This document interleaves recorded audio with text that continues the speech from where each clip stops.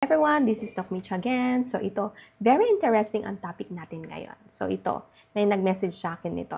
Ano daw ang mga oral sexually transmitted infection? Or pwede ba tayo, Doc, makakuha ng mga oral sexually transmitted infections through oral sex or pakikipagtalik gamit ang ating bunganga? So yun yung alamin natin for today. So maraming tao ang hindi nakakaalam na possible talaga tayong makakuha ng mga oral sexually transmitted diseases. So ito madalas ay nakukuha natin. So yung transmission or contact nito ay through oral to vaginal or oral to genital na nakikipagtalik ganyan. So yung ikaw na nakipagtalik ay meron ka noong infection sa iyong vagina or sa iyong genitals and then nakipag-oral sex ka o nakipagtalik ka gamit ang iyong bunganga. So, possible yun na magkaroon ka din, magkaroon ka o maka-infect ka. So, pwede yun.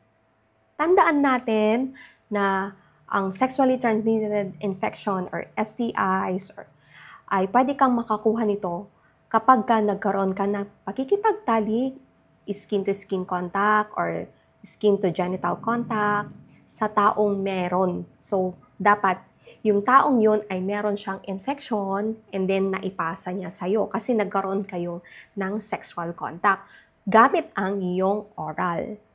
Yun.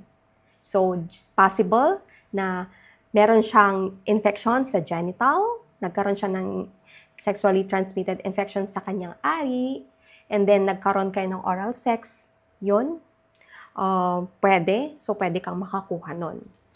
Sinabi nating oral sex ay gumagamit tayo ng bunganga, ng dila, ganyan. Tandaan din natin ang sexually transmitted infection ay pwedeng makuha through sexual activity sa iyong genital or pakikipagtalik through sex sa iyong ari, and then through mouth. So, Doc, ano ba yung mga yon? Ano ba yung mga oral sexually transmitted infections na pwede nating makuha? Mga sexual transmitted infections na pwede nating makuha through oral sex ay ang sumusunod. So, pwedeng bacterial and then viral. So, unahin muna natin yung bacterial infection. So, una dyan yung chlamydia. Ang chlamydia or Chlamydia trachomatis ay isang bacterial infection. Ito ay nakukuha siya through oral sex or pwede ding through vaginal or sa genital. Ang chlamydia ay pwedeng maipasa or makaapekto sa iyong lalamunan, sa iyong bunganga, mouth, and to your genitals. So, may gamot ba dito? Yes, may gamot naman, antibiotic. So, kailangan talaga magpa-check up para ma-check natin kung meron ka ba nito.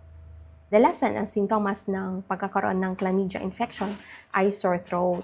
So, kailangan ma-swab, and then ma-check kung meron ka bang chlamydia infection. So, right antibiotic ang gamot para dito.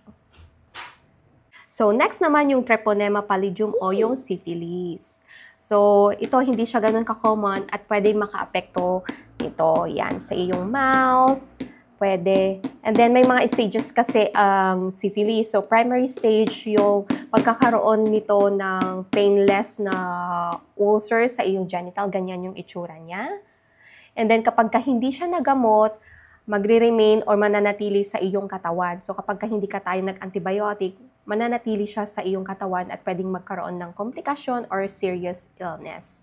So, pwedeng magkaroon ka ng second stage, yung parang pagkakaroon mo ng fever, chills, panlalaki ng lymph nodes mo, mga ganyan, rashes. And then, latent stage.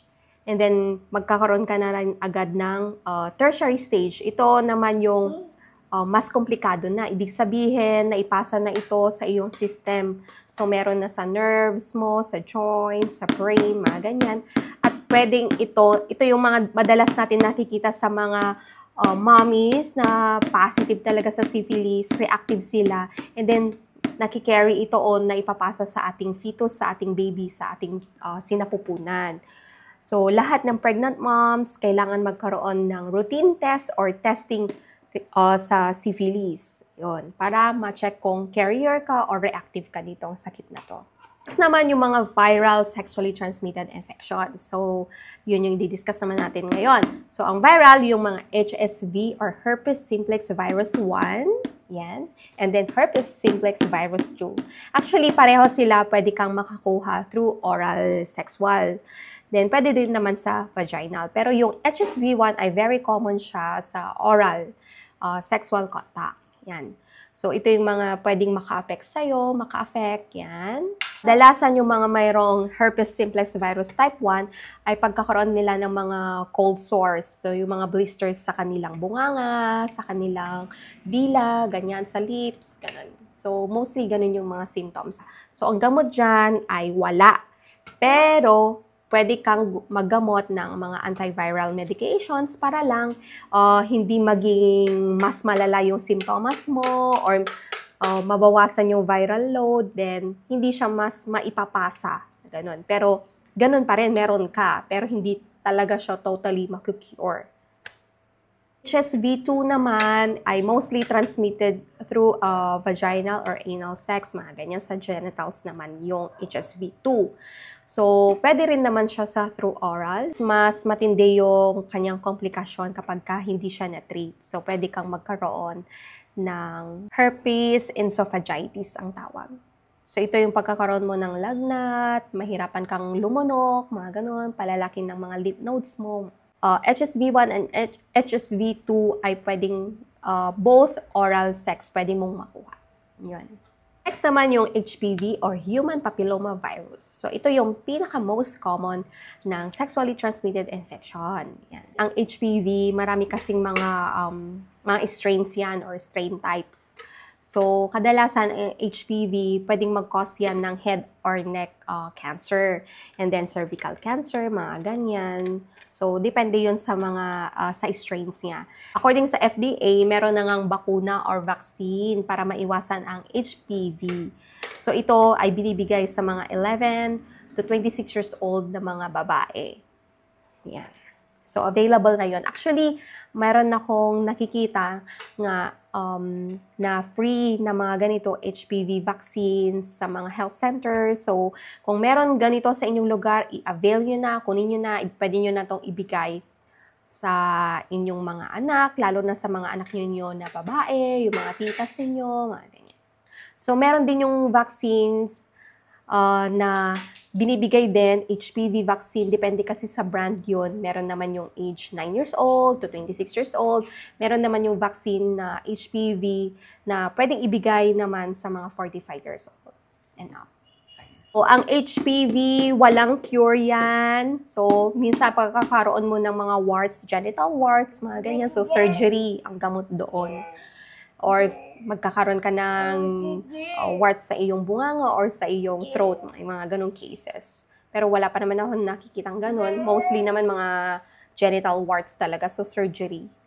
So, kailangan operahan, tatanggalin talaga yon. So, yun yung treatment niya. And then, pwede naman, yun, as what I've said, lagi magpa-vaccine kasi nga yun para maiwasan ang pagkakaroon ng HPV or mga cervical cancer. So, Doc, paano ko malalaman kung meron ako nito? So, kung meron kang mga ganyan, yung mga symptoms na ganito, yan.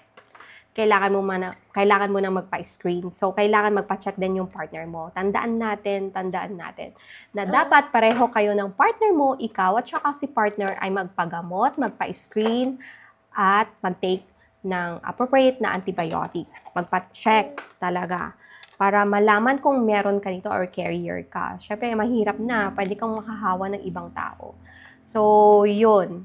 And then, advice ko lang para maiwasan nito, be faithful to your partner. Only one partner lamang dapat, no? So, then, gumamit din ng condom. So, yun, safe din siyang gamitin para makaiwas ka sa mga sexually transmitted infections. Yun lang.